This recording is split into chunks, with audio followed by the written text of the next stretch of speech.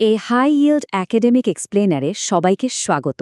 আজ আমরা গ্যাস্ট্রোইন্টেস্টিনাল সার্জারির বেশ কিছু জটিল ক্লিনিক্যাল সিনারিওর একেবারে গভীরে প্রবেশ করব। আমাদের লক্ষ্য হল একটি নিখুঁত বা লসহীন জ্ঞান স্থানান্তর নিশ্চিত করা, অর্থাৎ সার্জিক্যাল ম্যানেজমেন্টের প্রতিটি সূক্ষ্ম থ্রেশহোল্ড, প্রতিটি ডায়াগনস্টিক অ্যালগোরিদম আমরা এমনভাবে বিশ্লেষণ করব যাতে কোনো গুরুত্বপূর্ণ তথ্য বাদ না পড়ে। মানবদেহের অর্গান সিস্টেমগুলোর এই অ্যাডভান্সড লেভেলের অধ্যয়নে প্রতিটি তথ্য, প্রতিটি ডেটা পয়েন্টই আসলে গেম চেঞ্জার। চলুন শুরু করা যাক। আজকের এই তাত্ত্বিক ক্লিনিক্যাল গ্র্যান্ড রাউন্ডসের আলোচ্য বিষয়গুলোকে আমরা ৬টি মূল ভাগে ভাগ করেছি। ১. Upper GI foregut pathology, ২. Hepatobiliary system, ৩. Lower GI pathology, ৪. Adult obstruction, ৫.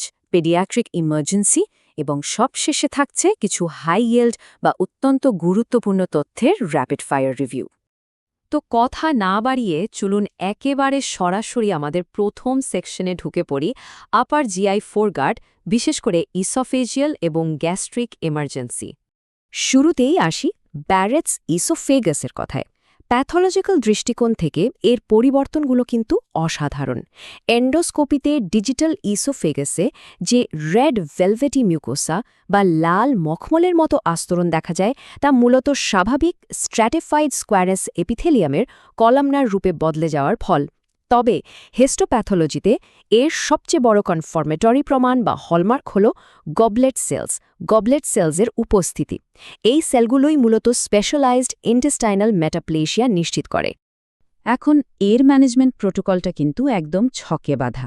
প্রথমে প্র্যাগ ক্লাসিফিকেশন ব্যবহার করে আমরা সার্কামফারেন্সিয়াল এবং ম্যাক্সিমাম এক্সটেন্ট মেপে রোগের বিস্তৃতি নির্ণয় করি।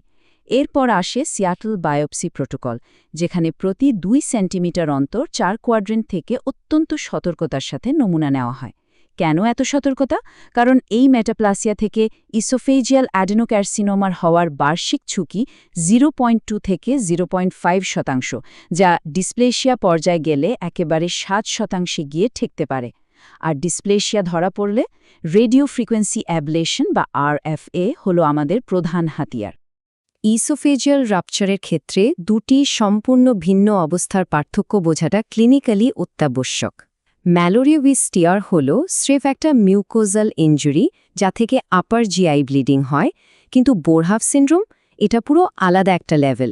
এটি একটি ফুল থিকনেস বা ট্রান্সমিউরাল রাপচার, যা সরাসরি মিডিয়াস্টিনাল কন্টামিনেশন ঘটায়। ক্লাসিক্যালি বোরহাফ সিন্ড্রোমে আমরা ম্যাকুলার স্ট্রায়ার দেখতে পাই, অর্থাৎ প্রচণ্ড বমি বা রেচিং, বুকে ব্যথা এবং সাবকিউটেনিয়াস এমফাইসিমা। মজার ব্যাপার হলো ইসোফেগাসের লোয়ার 1/3 বাম পোস্টেরোল্যাট্রাল অংশে ছিদ্র হওয়ার কারণে রোগীর হৃদস্পন্দনের সাথে মিল রেখে একটা ক্রাঞ্চিং শব্দ শোনা যায়। একেই আমরা বলি হ্যামেন্স ক্রাঞ্চ। পেইনকিলার বা NSAIDর দীর্ঘস্থায়ী ব্যবহার যে কতটা মারাত্মক হতে পারে তার ক্লাসিক উদাহরণ হল পেপটিক আলসার পারফোরেশন। রোগী হঠাৎ করে পেটে তীব্র ব্যথা নিয়ে আসে আর এক্সামিনেশনে পাওয়া যায় মার্কড লিভার ডালনেস। এই পেরিটোনাইটিস কনফার্ম করার সবচেয়ে নির্দিষ্ট উপায় হল ইরেক্ট চেস্ট এক্সরে করে ডায়াফ্রামের নিচে ফ্রি গ্যাস দেখা। আর এর চিকিৎসা কোনো দেরি না করে সাথে সাথে ওমেন্টাল গ্রাহাম প্যাচ রিপেয়ার করে ছিদ্রটা বন্ধ করতে হবে। আচ্ছা, এবার সেকশন 2-এ যাওয়া যাক।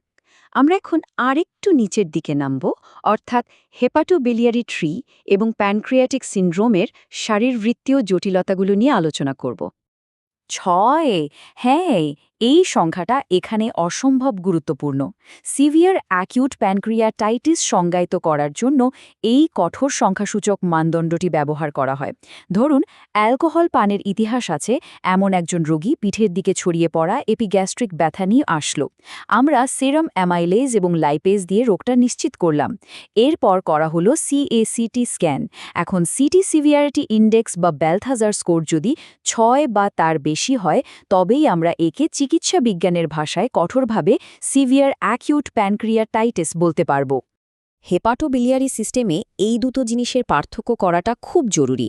অ্যাকিউট কোলিসিস্টাইটিস মূলত টোকিও গাইডলাইন্স এবং আল্ট্রাসাউন্ডের মাধ্যমে নির্ণয় করে ল্যাপারোস্কোপিক কোলিসিস্টেক্টমি করে ফেলা হয়।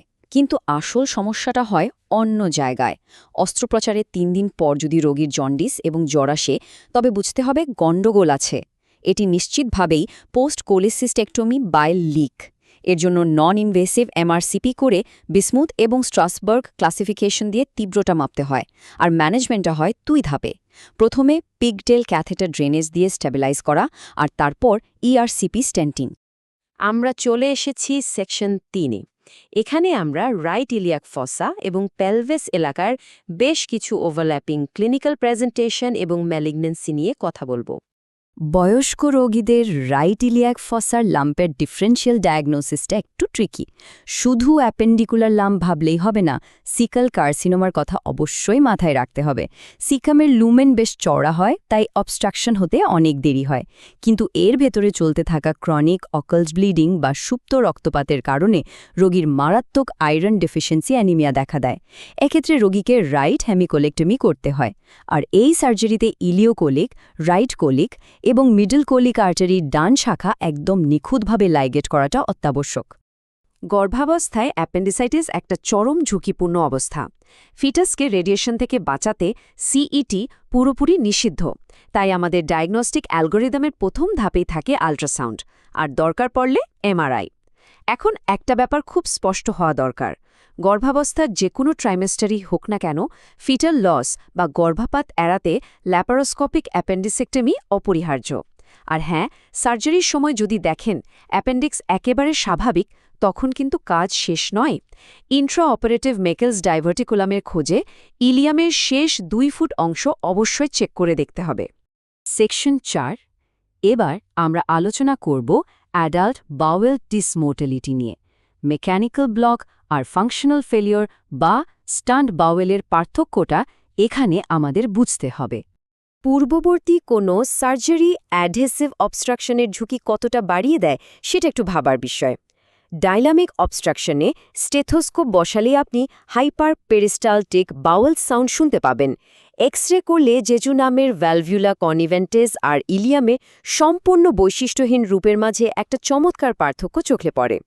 আর অপারেশন থিয়েটারে ইন্ট্রা অপারেটিভ মূল্যায়নে সিকাম যদি কোল্যাপসড বা চুপসানো থাকে, তবে বুঝতে হবে বাধাটি স্মল বাউলে, আর যদি সিকাম বিশাল আকারে স্ফীত থাকে, তবে বাধাটা লার্জ বাউলে।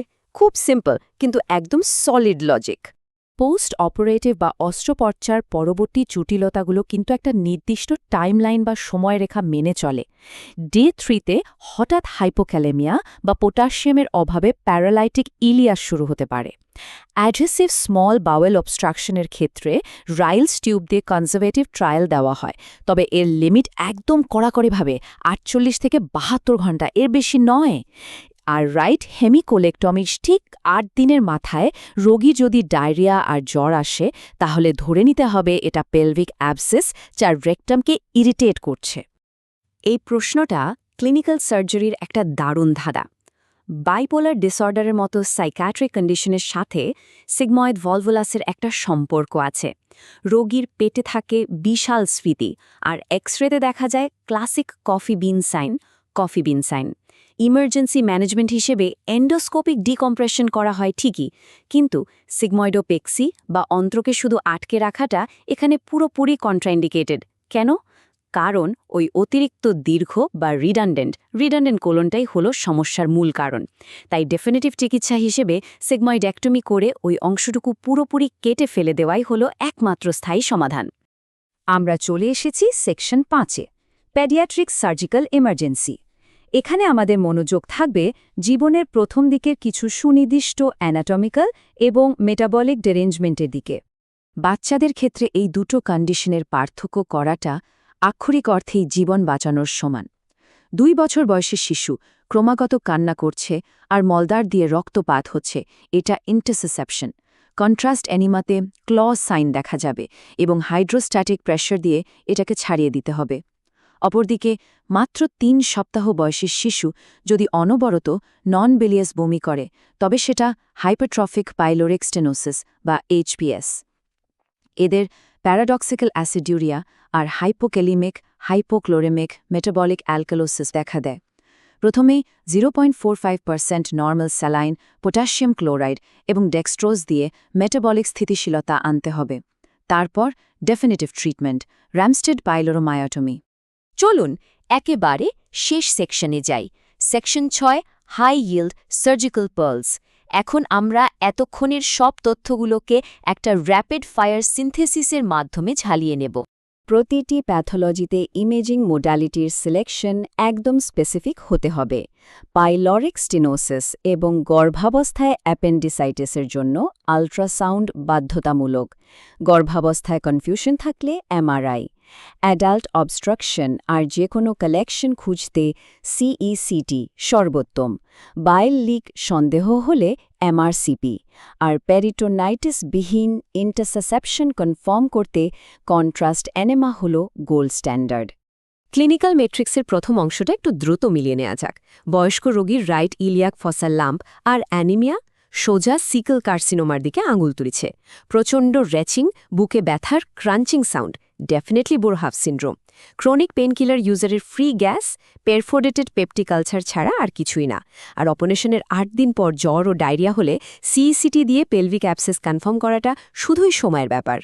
এবার বাকি ডিডাকটিভ রিজনিংগুলো দেখি। রোগীর আগে সার্জারির হিস্ট্রি মানেই অ্যাডেসিভ অবস্ট্রাকশনের হাই রিস্ক।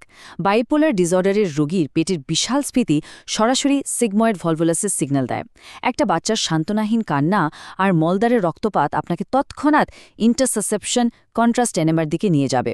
আর কোলেসিস্টেক্টমির পর জন্ডিস দেখা দিলে এমআরসিপি দিয়ে বাইল লিক প্রমাণ করাটাই হলো একমাত্র লজিক্যাল স্টেপ। মনে রাখতে হবে, ক্লিনিক্যাল ম্যানেজমেন্টের এই থ্রেশহোল্ডগুলো কোনোভাবেই ভাঙা যাবে না। স্মল বাওয়েল অবস্ট্রাকশনের কনজারভেটিভ ট্রায়াল ৪৮ থেকে ৭২ ঘণ্টার বেশি ১ মিনিটও না। গর্ভাবস্থার যে কোনো ট্রাইমেস্টারে অ্যাপেন্ডিসাইটিস মানেই অ্যাপেন্ডিসেক্টমি করতেই হবে। আর বাইল লিকের ক্ষেত্রে প্রথমে ড্রেনেজ দিয়ে স্ট্যাবিলাইজেশন, তারপর ইআরসিপি স্টেন্টিং, এই ২ ধাপের প্রোটোকলের কোনো বিকল্প নেই। আমাদের আলোচনা একেবারে শেষ পর্যায়ে। তো শেষ করার আগে একটা বিষয় নিয়ে একটু ভাবার অনুরোধ করব। এই যে এতক্ষণ ধরে আমরা এতগুলো কঠোর এবং আপোষহীন থ্রেশহোল্ড নিয়ে আলোচনা করলাম, এগুলোর ওপর দক্ষতা অর্জন আসলে কিভাবে আমাদের সাহায্য করে? নিখুঁত তথ্য আত্মীকরণ বা এই লসহীন ডেটা অ্যাসিমিলেশন কেবল আমাদের ডায়াগনস্টিক নির্ভুলতায় বাড়ায় না, বরং যে কোনো চরম সার্জিক্যাল সংকটে তাৎক্ষণিক ও সঠিক সিদ্ধান্ত নেওয়ার মতো আত্মবিশ্বাস তৈরি করে। এই অ্যালগোরিদমগুলো মাস্টারি করার মাধ্যমে আসলে একজন সার্জন যে কোনো ইমার্জেন্সিকে সফলভাবে ট্যাকল করতে পারেন। এটাই হলো সার্জিক্যাল সায়েন্সের আসল সৌন্দর্য। আমাদের আজকের আলোচনা এখানেই শেষ করছি।